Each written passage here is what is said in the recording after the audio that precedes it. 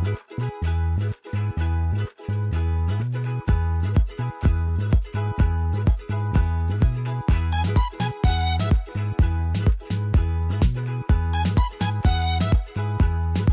guys! Welcome back to our channel and welcome back to another video.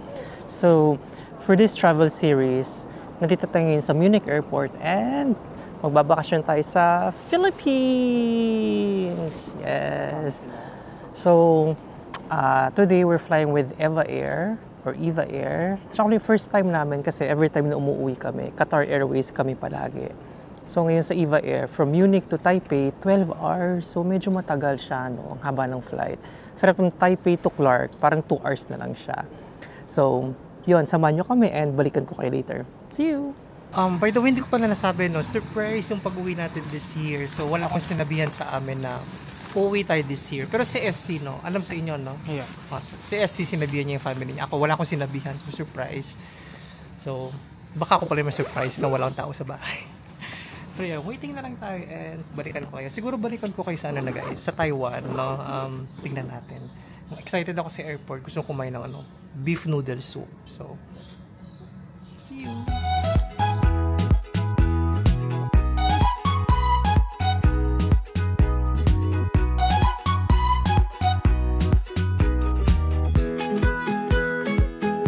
Hi guys! We just landed dito sa Taipei. After 12 hours flight from Munich. So, kain muna tayo. Beef noodle soup. Sarap. Sarap siya. Pagka ano ng soup, nandun na yung sabaw niya sa loob. Sarap.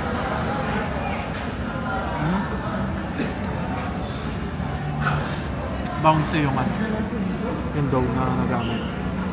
First time namin sa Taiwan guys, mag-transit. Sarap kumain after 12 hours na flight.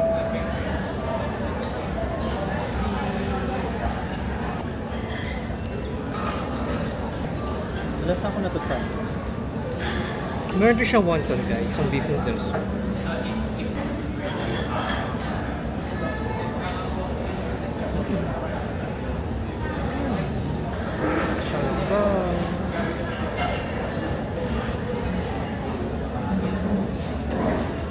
Meron ba siyang sabaw? At saka meron.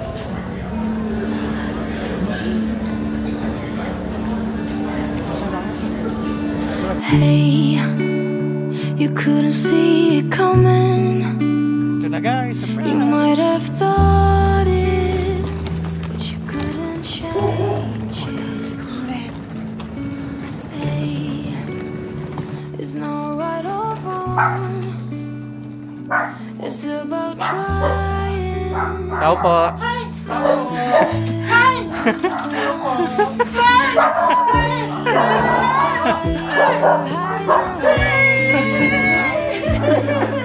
Bakal lumbal yun. Coffee! Po. Bakit? Ha? Shocking. Akala ko din yung sabi ko pa naman sila naman ko. Sabi ko, ayan na yung sinasabi ni Carlo, ayan na yung lalaki. Diba? Kopi. Hindi na si Kuya? Dito si Kuya?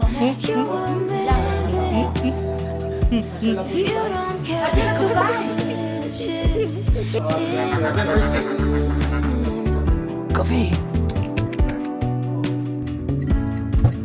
Surprise!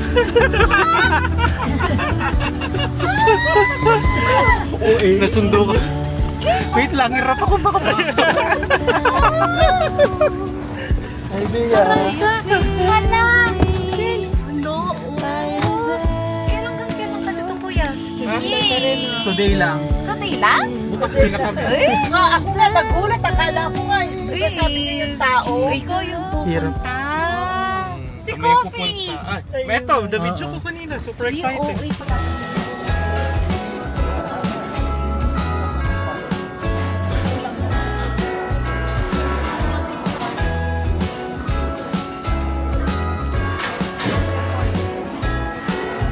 bells ringing in my ear.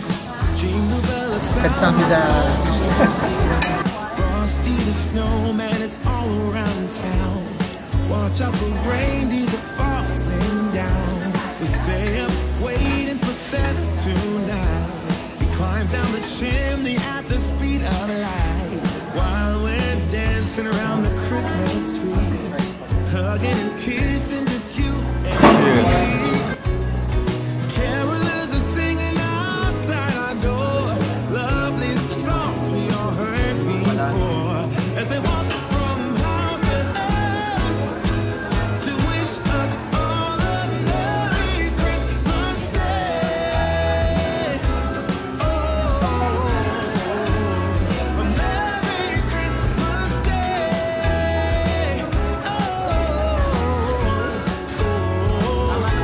We're tracing snowflakes as they're falling down, and follow Rudolph all across the town. Later we meet under the mistletoe, while Santa's busy saying ho ho ho. We're feeling jolly, eating Christmas cake, and then we go skating on the frozen lake, saying hi to every friendly face, and later we warm up by the fireplace. Carolers are singing outside our door, lovely songs we all heard before, as they walk from house to house to wish us all a Merry Christmas Day. Merry Christmas Day. A Merry Christmas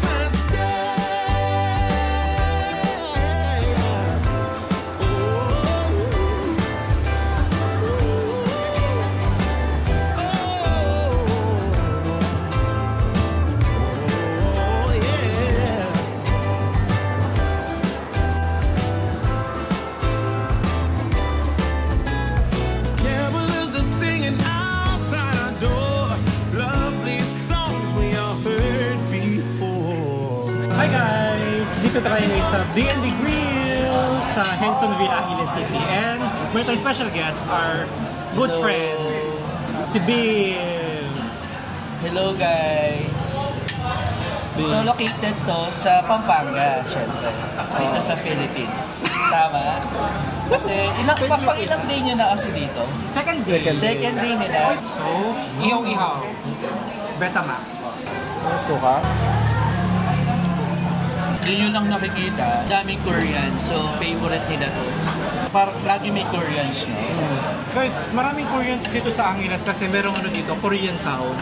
Actually, malapit yung bahay namin doon. Kaya, sanay kami sa mga Koreans dito. Sarap. So, nag-order kami hotdog. Walang kamatayang hotdog. Hindi namin alam kung McKinney o Pampangas best. Wow.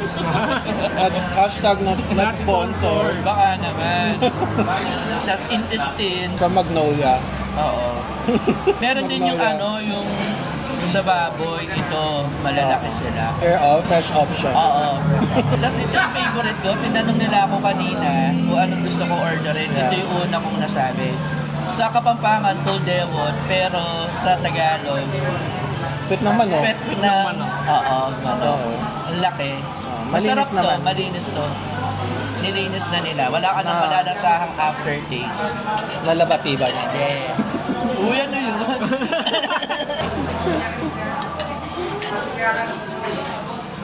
Gusto ka rin. Barbecue. Tsaka masarap din kasi yung sauce niya.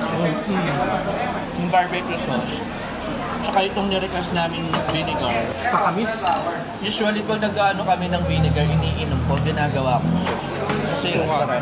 Tsaka yung tamis ng barbecue nila, yung tamang-tama lang, hindi yung kamukha ng iba. Overpowering yung sauce. Tsaka malambot, no? Very tender. Nakakamis, no? Very tender naman yung pork, well marinated. Patik. Ay, ang sarap. So ito puso ng manok, ang dami. So, ilang manok ang nagsakripisyo? 1, 2, 3, 4, 5, 6. 6 na manok. Mukhang ito kagagaling lang ng heart attack. Hindi, joke lang. ito puso ng isang manok. Patayin ka ba naman? Ito siya. Nakikita ko yung left arteries. Ay, wow! Yung katabi ko po, medyo amoy bulanglang na din. Po kasi. Sino na? Sino pa ba? So, ito na, having na yung odewo. Para din siyang typical na karne. Kaya nga. Sarap. Iba pwesto ng manok. Pero yung pagkaluto niya, okay siya. Tsaka pag kinain mo, di mo man mapipil na pwede pala ito ng manok. Mukha siya chicken. Oo, chicken. How do you say masarapin Kapampangan? Manyaman. Manyaman. Manyaman Kenny. No ka rin ka pa, Kenny na ka. Kasi alam ng mga tao may Kenny, di ba? May Kenny sa dito ka. Brand din siya ng mga frozen, no? Favorite kininong ko. Guys, tignan nyo, ubus na yung kanin ko without knowing, no? Napasarap ata yung yung ulam. Parang diyan. Oo.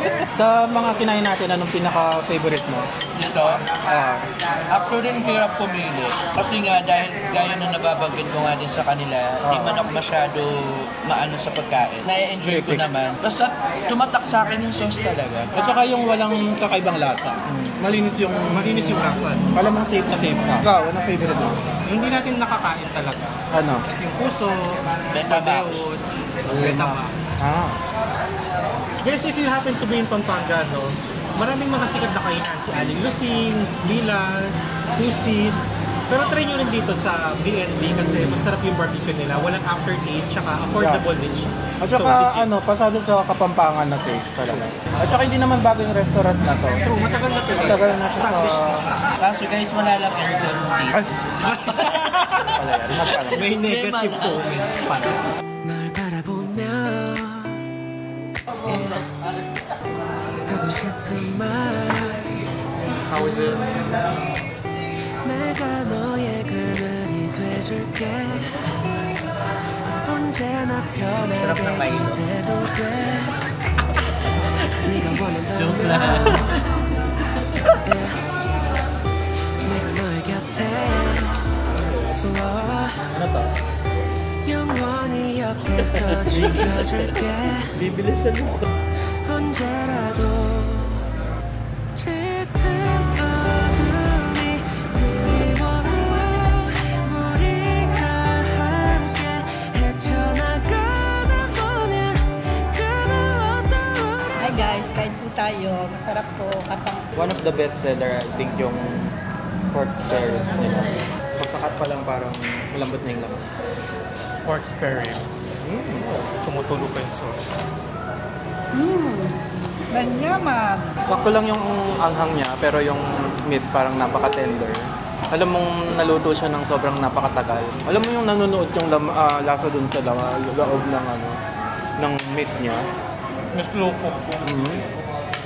Sobrang lambot. So try naman natin yung isa sa mga common dish dito sa Pampanga is yung lengua. Ganyan siya. Naluto siya sa white sauce.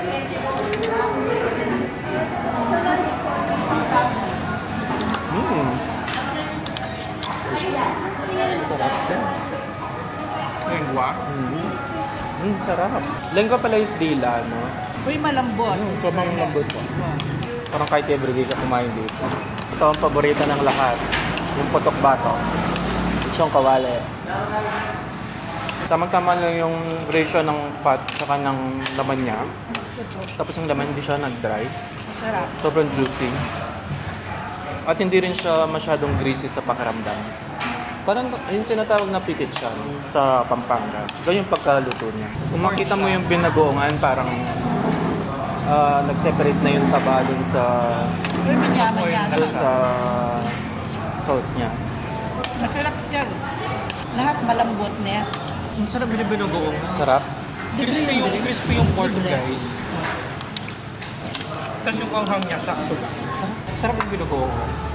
Sige, favorite ko. Pinunod ko siya? Kayo kumain na kayo dito? Dito? Hindi rin kayo nagta-take out. Meron take out dun sa may malapit sa atin. Malapit lang dun sa bahay namin, guys. Siguro mga ano lang. 10-minute drive na dito ka. Kung alam niyo yung Angeles, guys, yung first branch nila, yung take out, sa may Santa Teresita siya.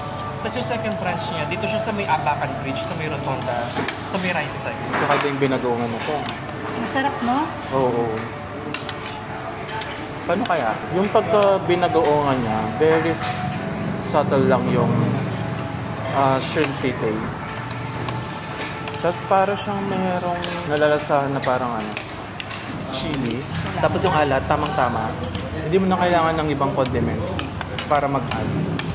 At hindi rin siya sobrang, hindi siya matabang, hindi siya maalat.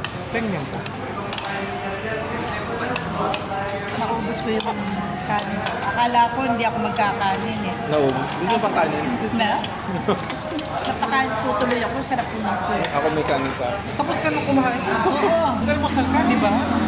Guys, itong nanay ko nag-almusal yan. Sinabihan ko siya, huwag na siyang kakain. No? Tignan mo, siya pa unang natapos kumain sa amin. Oo. Parang hindi lang po ako gutom, actually. At yung tinola, di ko man natikman. Di ba? Ang sarap. Sabi. Thank you po. Ay, sarap din. Sarap. Ay, sarap na sabaw. Sarap po ng sabaw. Parang ano na, ulam na. Sabaw pa ng ulam. Ano siya? Nilagang baka. Oo, akala. Alam mo, di ba, yung mga restaurant may mga palibreng soup. Pero tipid na tipid. Ito, sobra sa lasa. Mapipil mo yung mga spices at saka yung veggies. Ang sarap na kadre. Parang karinderya yung mga taste. Pero parang Karinderya. na-level up. Tapos malinis na. Saka lutong bahay yung lasa. Hindi siya yung fancy. Oo, ganun alam mo, yung- Kaya masarap siya. Yung for the Parang price. kumakain ka sa bahay. May matino ka ng ulam. Kasi kung compare mo sa mga fast food restaurant ngayon, nagre-range siya ng 150 to 200. Ito parang nasa 100 lang. Kompleto ka na. Yung feels ng mga ulam, yung alam mo yung parang sa mga fiesta, Fiesta. gano'n, yung mga luto ng mga lola. Oo. Mga ganun yung feels ng mga ulam. Manyaman. Eksakto, kakalabas lang kahapon ng mga Michelin stars, di ba? Oo. Pang Michelin to ba? Pang Michelin na. Beef gourmet.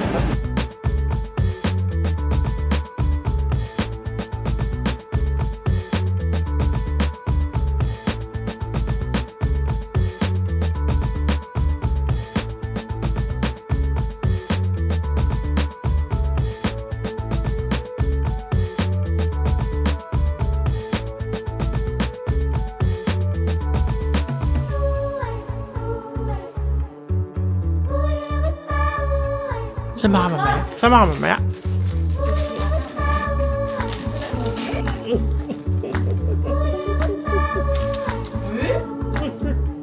Gusto mo si kuya? Love lang ko. Mahal na nga ang karne. Hello. Hello. Hello. Mag-hello ka sa subscribers natin. Hello. Pakilala ka. I'm Coffee. I'm Coffee.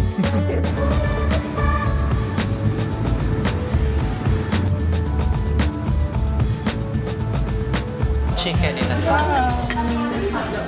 Let's eat. Let's eat. Yes. Ano yung in-order mo? I have here crispy kare-kare.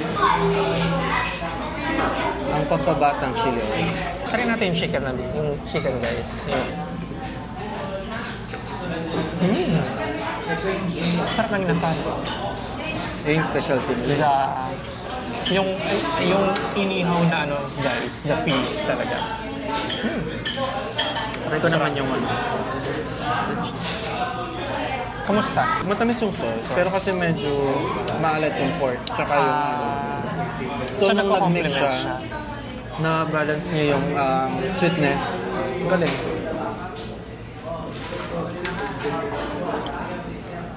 Masarap siya.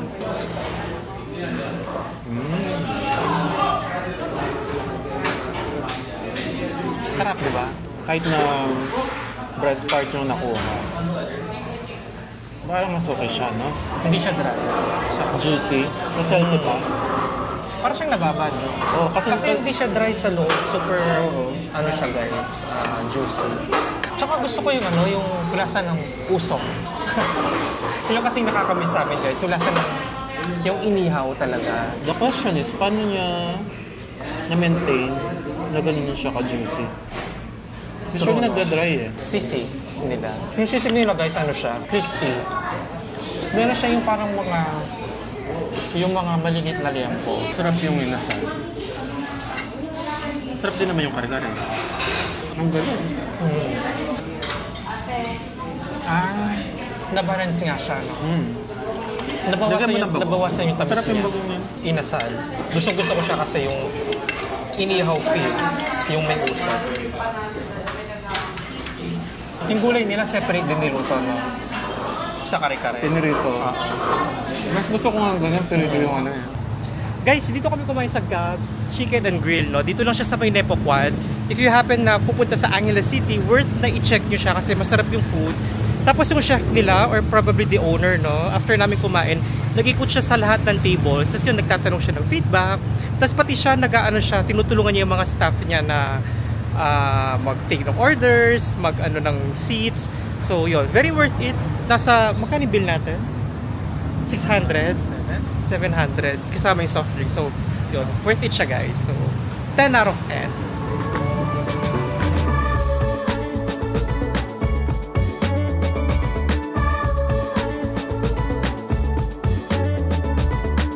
Guys, meron tayong banana cue. Tinanong ko si ate, sabi niya 40. Pagkakaintindi ko, 14. 40 pesos na pala to. Ano 14 pesos? Dalawa, 7 pesos isa. Kaya nga. Tigil-tigilan mo ko. Pang budget meal na yun eh. 40. Uy, mura pa rin siya. 40? 40. Yung sherbet, 50. Ang lambot. Bali, nakita ko lang. Sabi ko, parang mayroong nagbabanana queue doon sa may banda doon. Tapos yun, nandun pa sila, may buko juice, mayroong banana queue. Dati kasi doon kami bumibili. Plus may mga buko juice. Sa tapat siya ng Nepo Quad doon, no? Doon sa may kulay blue, doon yung banana queue. Dati doon kami bumibili kapag after work, ganyan. Parang dati, magkano lang yan? 15. Sa bagay, inflation, nagmahal na siya. Very dito guys, nostalgic sa Nepo Quad, sa Nepo Mart. Kasi dati nung wala pang mga malls, dito kami pumunta. Tapos ngayon dito, more on local shops na tsaka yung mga souvenirs. Pampasalubong items, dito kayo bibili guys. Ito yung isa sa mga pinaka-naunang malls dito sa Angeles City guys. Before pa magkaroon ng SM, ng Robinsons, itong Nepo Mall, kasama siya sa mga nauna together with Genra Mall, tsaka yung Sandra Mall, kung naaalala nyo pa yun.